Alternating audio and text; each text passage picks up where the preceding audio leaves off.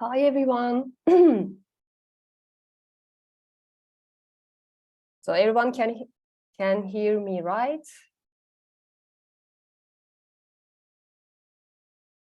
Yes, all right. Good. Hi.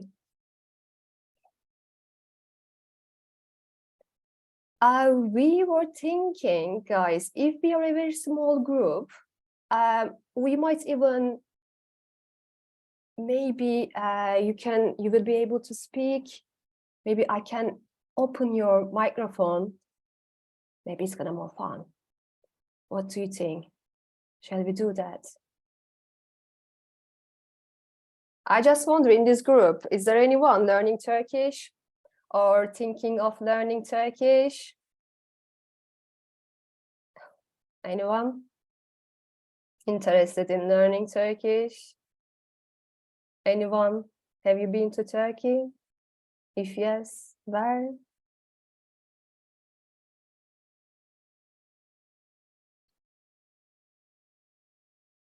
Yes, French. Oh, your parents are from Turkey. Perfect. Guys, I think we are a small group. Let me open your microphone. You can mute yourself. If you want to speak, you can join.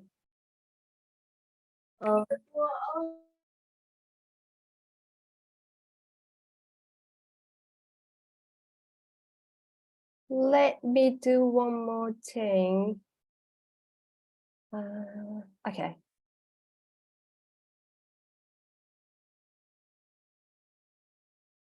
I have a Turkish friend. I work with languages, so I'd like to learn more about it. Yeah, okay. I think it's gonna be awesome session for you. Harika. Can someone try to speak to me? Me. Hello. Okay. All right. You can speak. Okay. We can do something interactive as well. You can join me.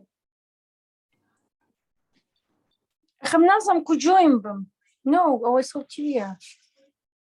I don't know how to. Okay.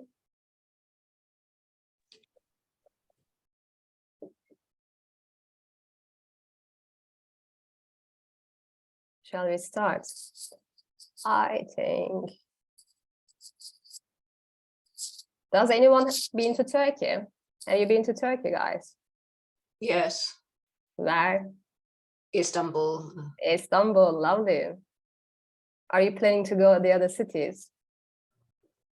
If possible. Yeah, why not? Cool. Okay, I think we can start. Let me open my Popsy.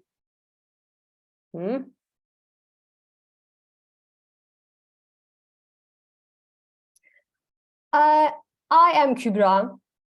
So I'm the founder of School of Turkish. I put a QR code if you like to hear about us, I mean about our activities or the courses. You can just fill a very short form in. You're gonna just write your email address basically through the QR code.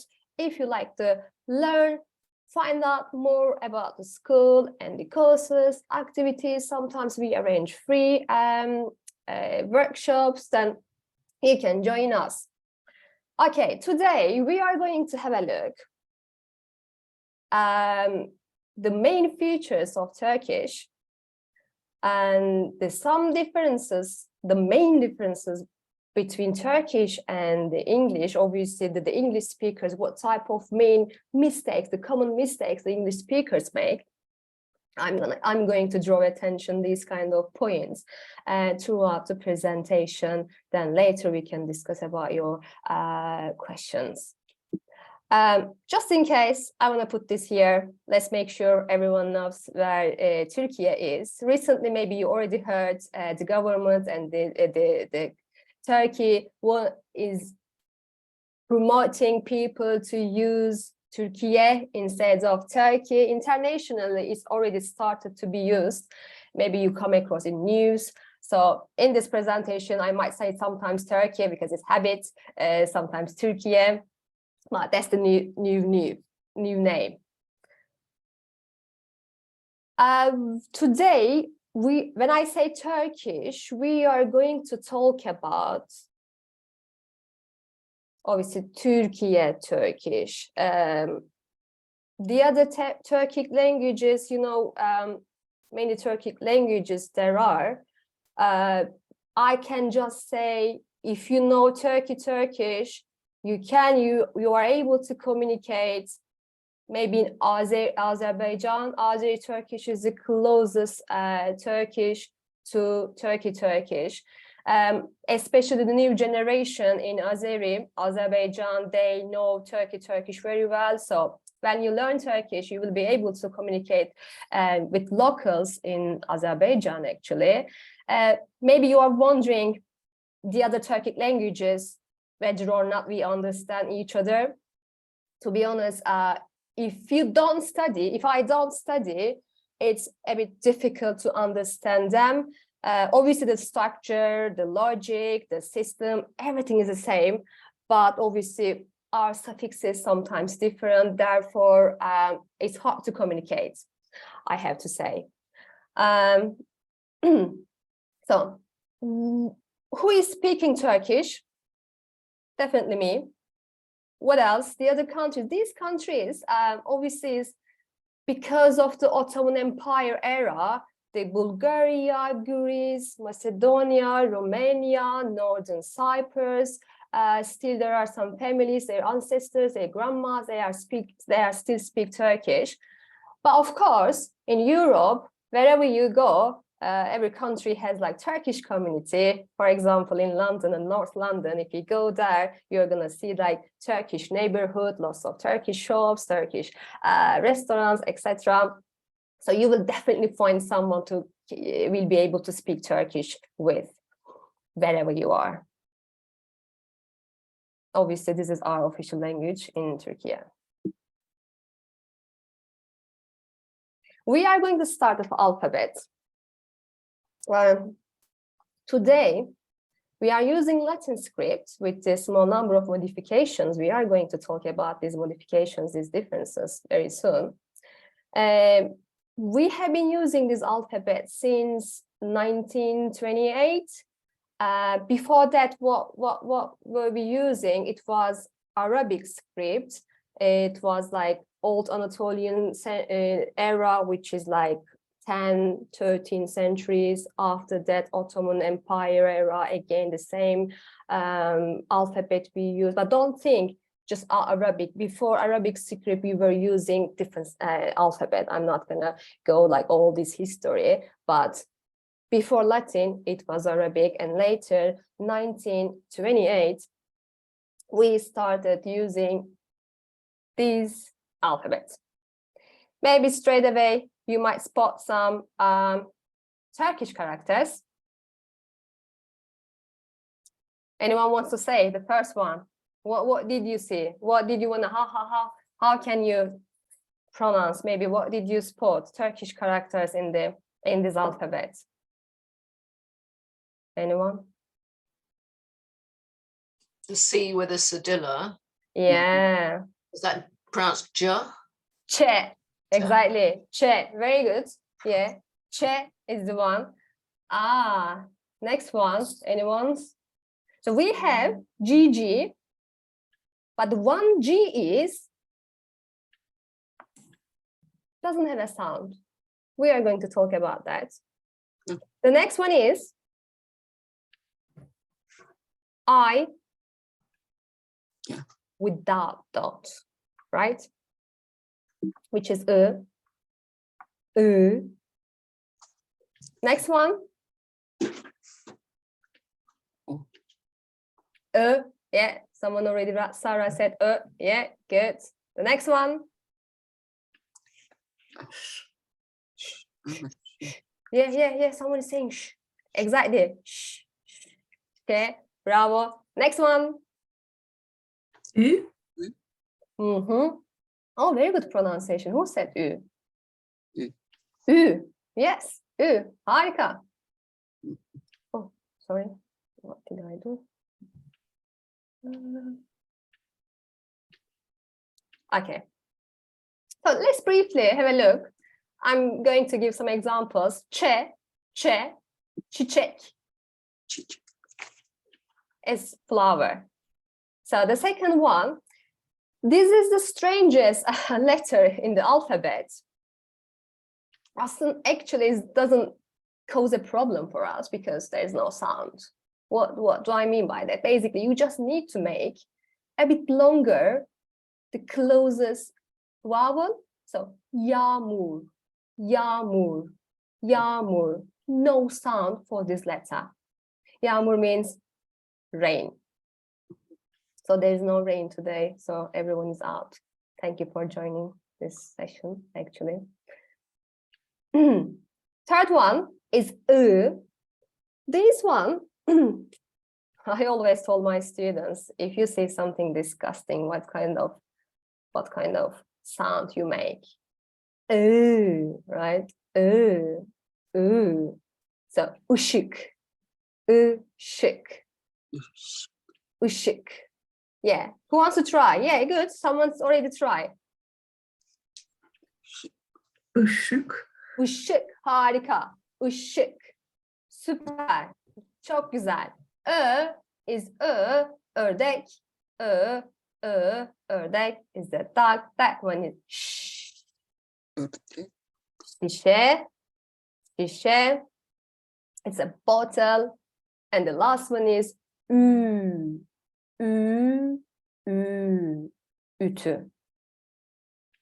Yes. So when you start learning Turkish, you need to maybe work on these letters in terms of pronunciation. And to be honest, the other important things, writing. When you start writing, dots issue you are going to come across.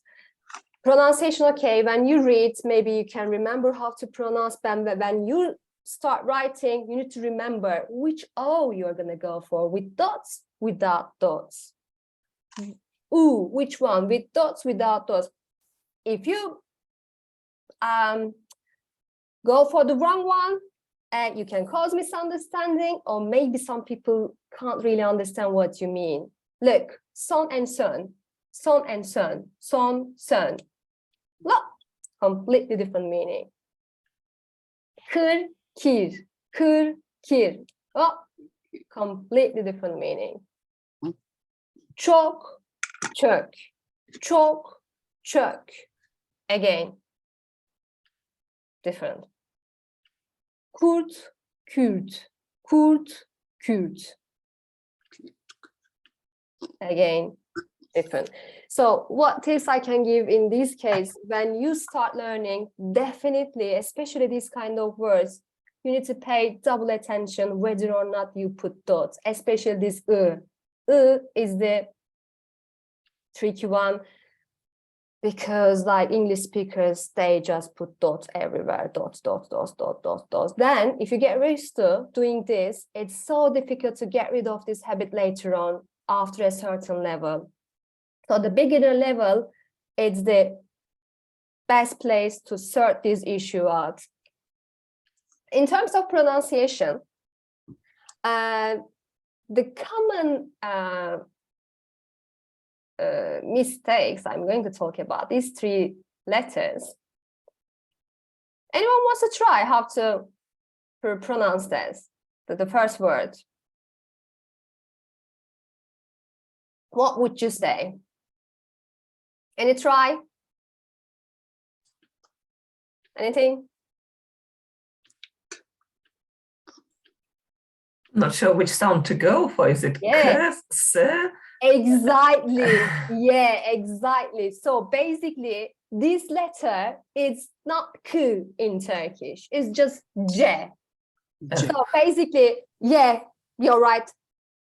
Students try to say cadde, which is not correct, is cadde. Oh. Cadde. It's not kami, it's cami. J is not ayrıca, it is ayrıca. Okay, that one we need to pay attention. And the other one, G, we say G. So when students see this, they say straight away, genellikle, because we have the English has generally as well. It's exactly the same meaning actually. So genellikle we hear, but that's not genel. This genel. Genellikle. Genellikle. Again, save is not sevgi, it's sevgi. Sevgi. Okay, who wants to read these 5 words? Who is the brave person? Come on, guys, we're a small group. Feel free. I can give it a go. Yeah. So the first one was, Go. oh, so it's cadde. What does it mean? Cadde, street. Good. Somebody wants to try the next one? Cami. Cami, harika, good. The next one. Come on. Ayrı, Ayrıca. ayrıca. Bravo. Oh. What about that one? It was good, wasn't it? Ge. Genellikle. Genellikle harika. What about this one? Sevgi. Sevgi. Harika. Awesome. Harikasınız. Harika means awesome, by the way. Harika. Genellikle and sevgi. You know, we told the 2G we have. This G. That one doesn't have a sound. So you just need to pay attention. It's düğün. Düğün. It's not düğün, all right? It's not düğün. It's specifically no sound. Düğün. That's 3 letters. If you pay attention, you are gonna be all right. Peki. Now, obviously, when we say Turkish, we have to talk about being agglutinative language. So what do I mean by that? We have suffixes to make nouns, verbs, sentences, whatever you want to build, you need suffixes to attach to each other. I really like this description. Lewis say, our English sentences are like dry stone walls with one chunk of meaning drop into place after another. The Turks' ideas are laid in place like bricks, each cemented to the next. Look, exactly like that. Look at it. Let's look at the examples. You are gonna understand better. Have a look. Sokak. Sokak means street. Okay. The people in street, let's say we are saying this phrase. I attach 2 different suffixes to say this. Sokaktakiler one word. I attach 2 different suffixes to say this phrase. Let's say gel. Look, the root is to come. Come. Gelirlerken. Gelirlerken. While they are coming, again, these 3 suffixes did the job to say, in order to say while they are coming. One more example. Ev means house. Eviniz, your house. Attach one more. Evinizde, at your house. Attach one more. Evinizdeyim. Now is I'm at your house.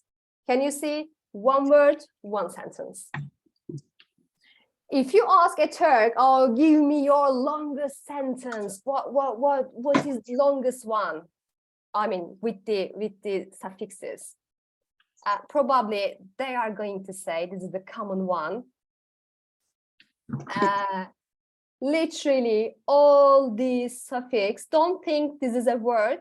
Is written separately. This is still suffix because a question suffix is written separately in Turkish. That's why. Otherwise, after Czechoslovakia, all these suffixes.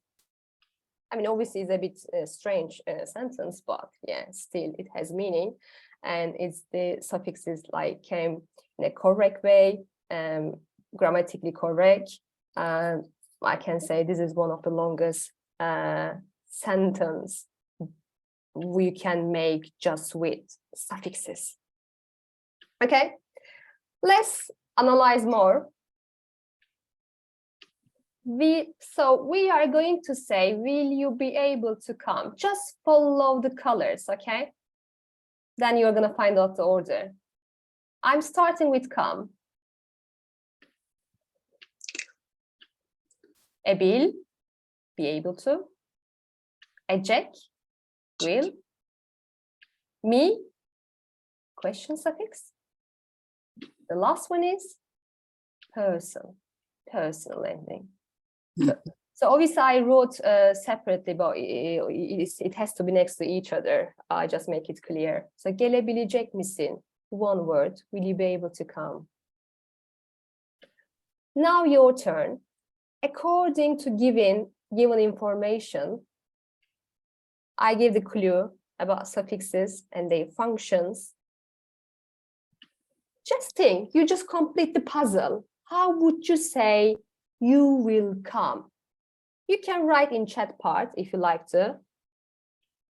Everyone, let's think. Let's give an opportunity to everyone. Let's think. How would you say you will come? Just follow the colors. Suffixes is there. You just need to put the suffixes in a correct order.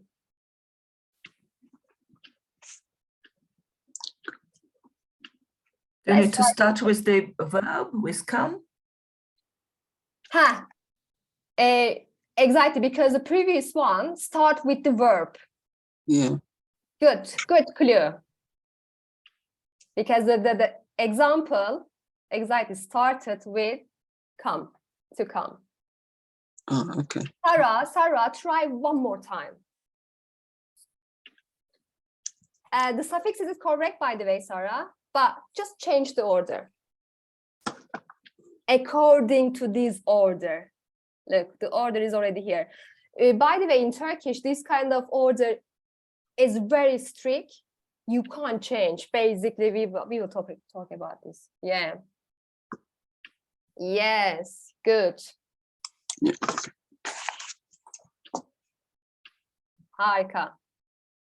Yeah, I see. Good answers. Yes. What did we do? Gel. Yeah. So after the verb, the time is coming, future tense. And then the person ending. Geleceksin. Right? So you have some idea, right? About the structure. Cool. Okay. If you have questions, by the way, you can ask, guys. We don't need to wait for the end because it's not a busy session. You can ask straight away. So when you start learning Turkish, your teacher will keep coming saying, harmony, harmony. We need to hear the music when you speak. Obviously, the harmony also makes us to pronounce the words easier. So whenever you attach a suffix, you have to check whether or not you are following the vowel harmony. So we have two groups of vowels. A, E, U, O, E, I, Ö, Ö. Just examples. Obviously, we don't know what those suffixes are. Doesn't matter. Look, the suffix is here. Suffix is attached according to the main nouns vowels.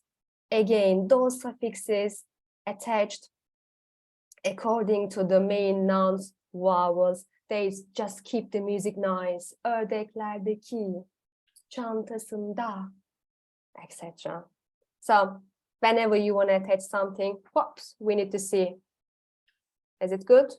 Because one suffix has more than one forms. Then you need to just pick the correct form according to the harmony. Word order, another important point, because it's different from English. We have subject, object. The main idea the action is coming at the end. Okay? So basically, I just often told my students, don't interrupt a Turk, because the main idea is going to come at the end. For example, I start with I, tea, what? I hate tea, I like tea, I drink tea, I drop tea. What is it? So the most important things, which is our action, is going to be at the end. So let's give an example. I put the subject, or third person. By the way, we don't have gender distinctions, or he, she, it, or can be both. Three of them. Object, what is chai? Is it familiar? Tea. Yes, exactly. Tea. İçti. Let's break it down. İçti. İç is the verb. Look, drink. Tea is the past tense. O çay içti. She or he drank tea. We just said. Okay.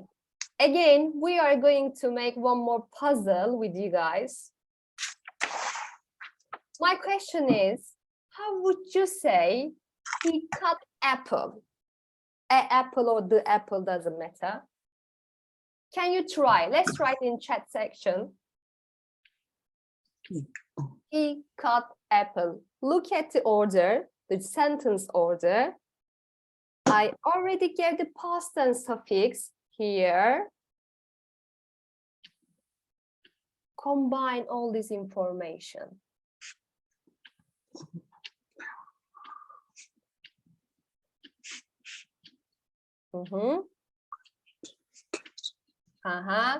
Yeah, very good. Oh, Özden also accusative, attached the accusative, very nice. Good. Yeah, almost. Because you said the apple, right? Okay, anyway, don't ignore the accusative for today. Very good. I'm going to put the answer later. Can you try this? He chose a film, drank coffee. Kahve. Let's try that one as well. I already got the correct answer for the first one. Harikasınız. Okay.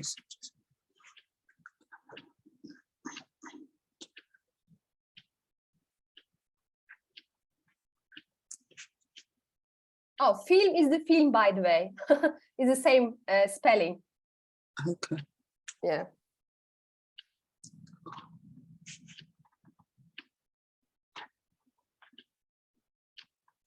The verb is going to come at the end. Good.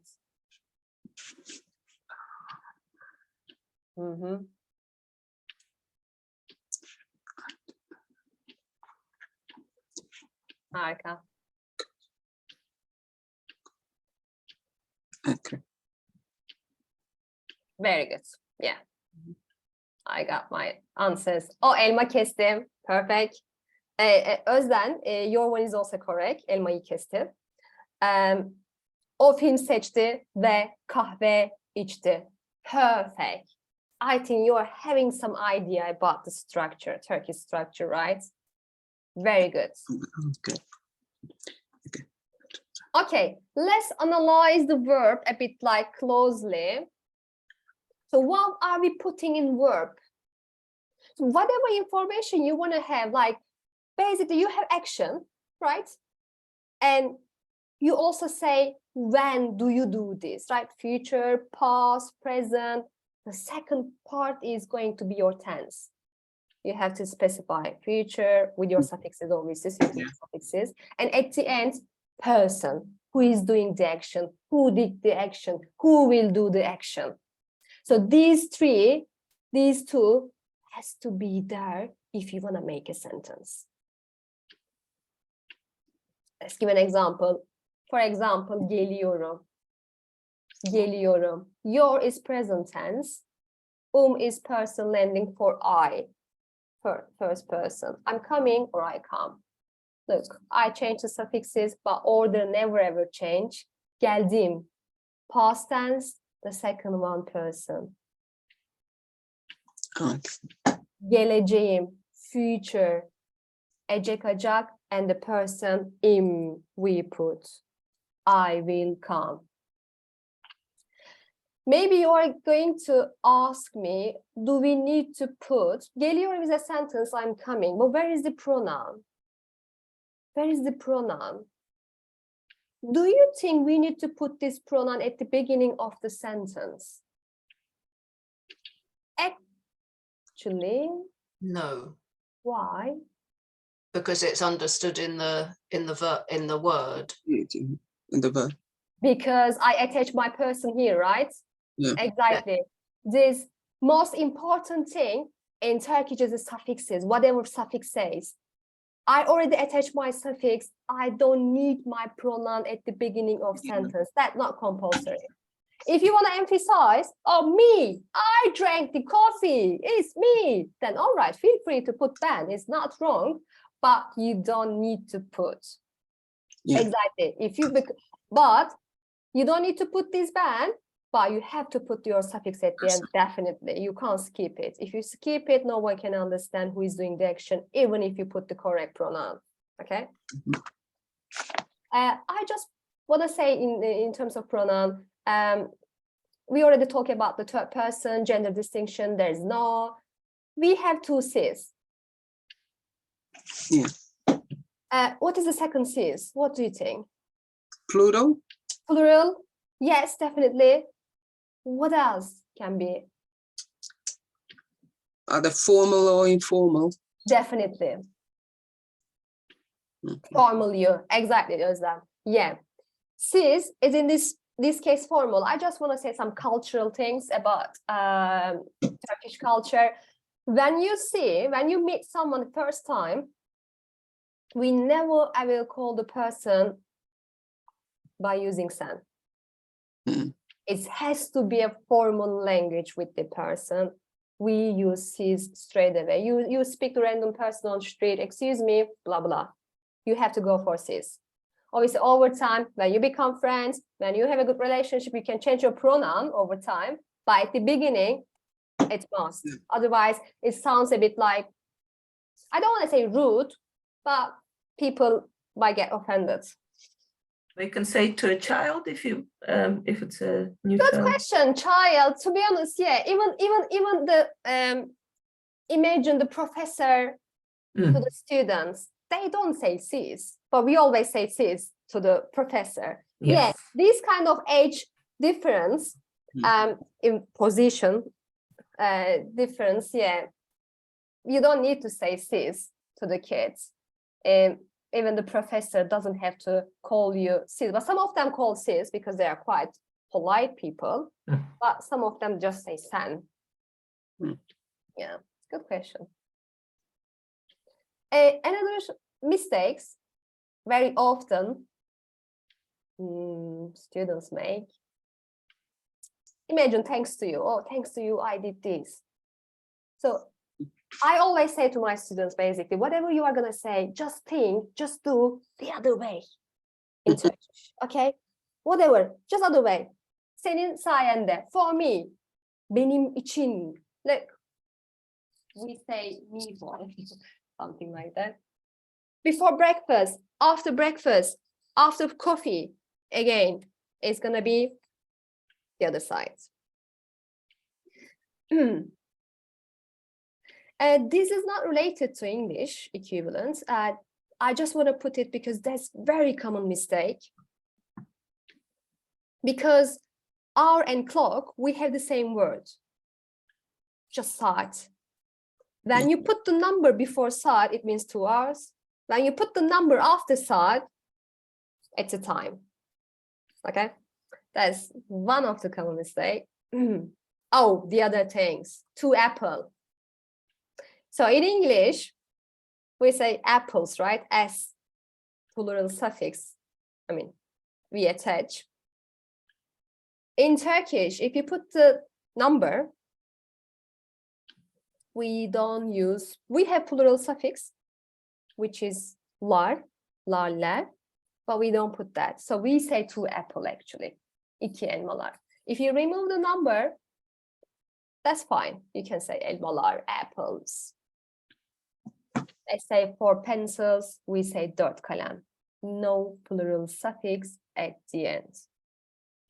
So students can't really hold themselves to put this laller at the end because obviously their language put this.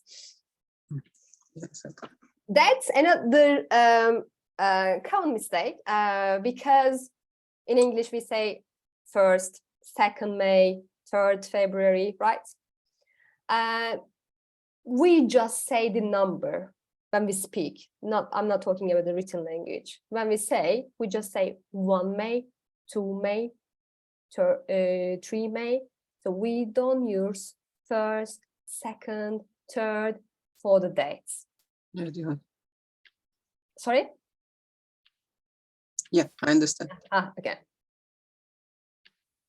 I just put like 2 of them like that. They are very common mistakes again, because when we say apartment, what do you think apartment? What's apartment? Is it familiar from English? Would you think apartment? Apartment. Yeah. Is it flat, right? Yeah. Basically, in Turkish, apartment is the whole block, whole building, we call. Our apartment, which is the flat, we call daire. That's a bit confusing. The other confusing word is toast. So toast, maybe when you see this, you just imagine it's a toasted bread, right? Mm-hmm. But if you are in Turkey, just imagine you see toast on the menu and you order, can I have a toast? And they are going to bring this kind of stuff. They might even ask, with what? A sucuk, maybe you know sucuk, a cheese, kaşar, cheddar cheese. So this is toast. If you need just toasted bread, you have to say kızarmış ekmek. Kızarmış is literally means roasted, fried ekmek. So you have to say kızarmış ekmek if you mean that one. Pasta and makarna. Oh, that's so I still remember in one class I just said, guys, do you like chocolate pasta? And they were looking at me like, what are you talking about? Chocolate. But I didn't mean pasta, this pasta for us. This is a cake, I mean cream, birthday cake, fancy cake, this kind of. But makarna we call pasta, we call makarna. So you can have some funny conversation if you confuse these words.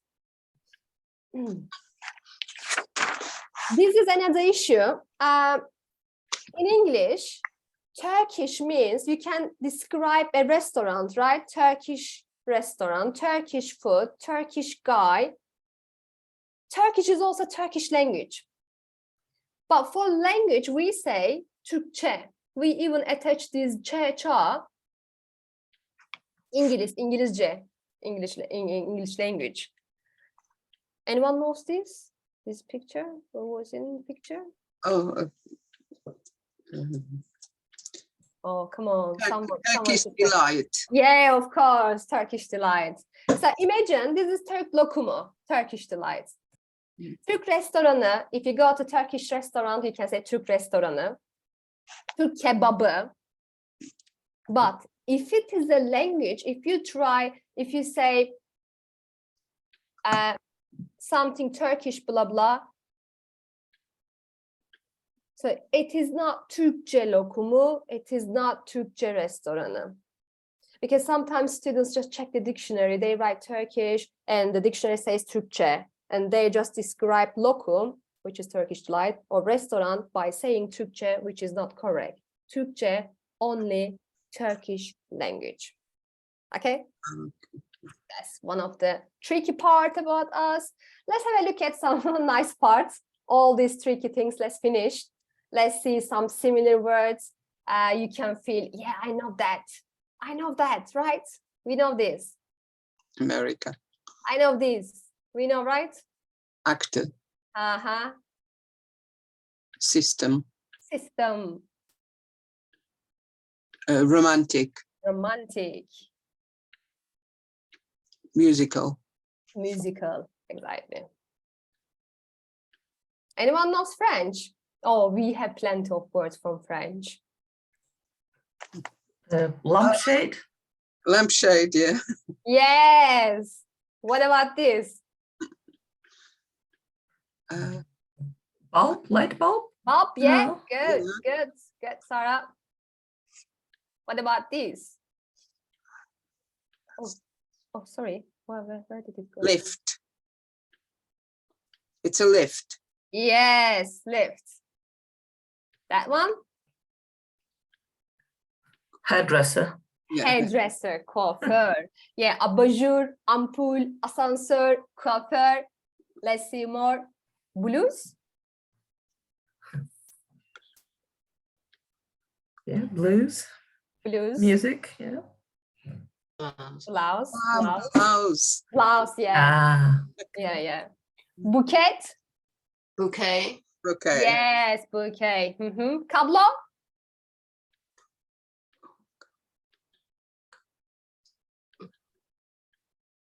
To do with shoes? No.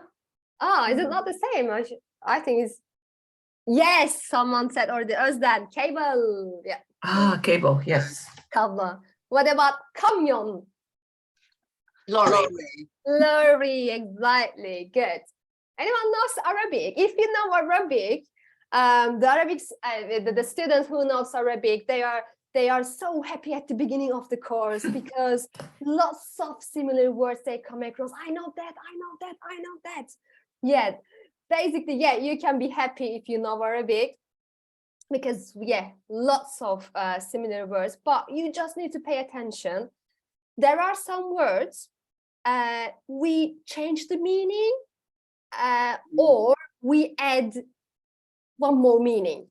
Fakat for us is but they use as like only. Like say estağfurullah. Estağfurullah we use also in the same similar cases, but another like different cases we also use which they don't use. So you just need to pay attention, like, is it really that? If you know Arabic, obviously. Don't assume every single word is exactly the same in Turkish. Teşekkür. Teşekkür is, have you heard teşekkür? Thank you. Thank, yeah. Actually, teşekkür we took from Arabic. And we put auxiliary verb, which is etmek. This compound verb is this combination teşekkür ederim? Yes, it means thank you. So guys, thank you very much for joining our session today. It was very nice to meet you. As I said, if you want to find out more about us, the courses, all courses are online, by the way. Wherever you are, you can join us. But we are based in London. You can, through the QR code, you can just leave your email address and we can contact you. Any questions I can answer now about Turkish. Var mı soru? Soru var mı? Oh, it's a perfect timing. 3:30. Harika. Teşekkürler for the clapping. Any questions? Thank you, Özlem. Okay, thank you guys. Thank you very much. Have a lovely Sunday. Yeah, thank you. Perfect. I'm happy you enjoyed the presentation. Oh yes, Sarah, I'm happy to you think like that. It's lovely. I do have a question about grammar. Like with the nouns, do you have special suffixes for prepositions? Where do you put prepositions? Like to say table, but then on the table, under the table. Where do you exactly. put that? We have suffixes. Let me just open. We have 4 main case markers. Mm-hmm. I'm just gonna open very.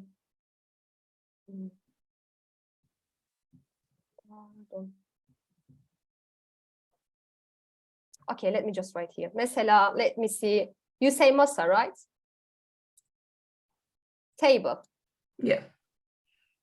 I just write separately in the the chat part. Masada. We don't have, this is a preposition, it's not separate, it's again suffix. On table, but this da is on table, in the house, or at the school. Can be three of them. So imagine masa again, masaya. This is, you can translate like to the table. Let's say masadan. I put one more case marker, which is, you can say I'm coming from the table, from. Masayı, this is an accusative. Basically, if it is a specific table, I clean the table, that is masayı. So this is 4 main case markers we're using after the nouns. So basically, whatever you want to put, any information like that, there's one suffix can do this function. Did I answer? Yes, thank you. Perfect. Any other questions? Okay, I think we can stop the section. Okay, thank you very much once again. I hope to see you again and somewhere else, maybe at the school. See you guys.